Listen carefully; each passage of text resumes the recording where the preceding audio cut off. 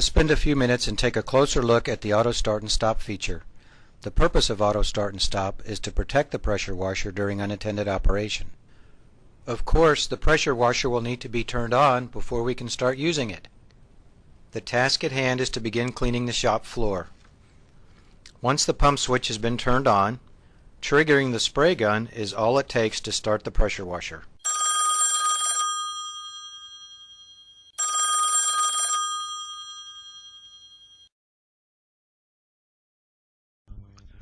Provided that the lockout timer's preset time limit has not been reached, the pressure washer will start again once the trigger gun is pulled.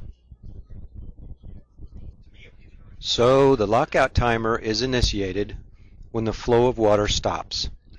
At that point, the timer begins.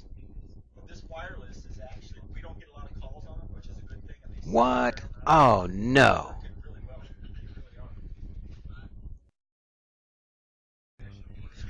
Well, let's take a look at the lockout timer located in the machine's electrical control panel. Notice the dial on the timer. It can be set for a minimum of 5 minutes and a maximum of 60 minutes. At the factory, we set this dial at 10 minutes. The 15-second bypass mode is non-adjustable.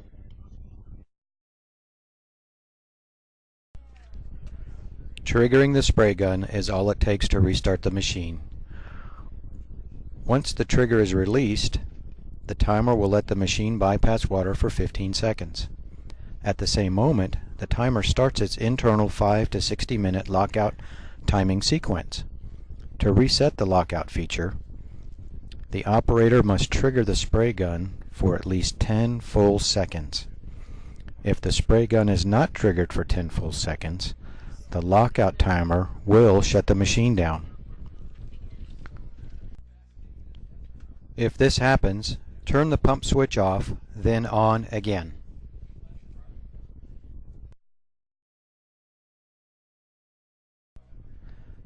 Now the trigger pull is more than the needed 10 full seconds, so the lockout feature is now reset.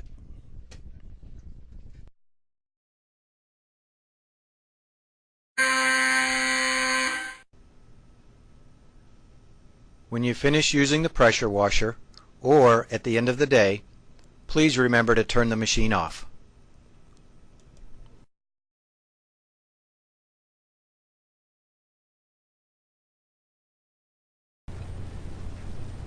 Push the pump switch on. Triggering the spray gun starts the machine. Releasing the trigger gun initiates or starts the lockout timer. The machine will bypass water for 15 seconds. The pump will stop. The lockout timer will shut the machine down when its preset time limit is reached. Up until then, to reset the lockout timer, the operator must trigger the spray gun for at least 10 full seconds. To restart the machine, turn the pump switch off, then on again.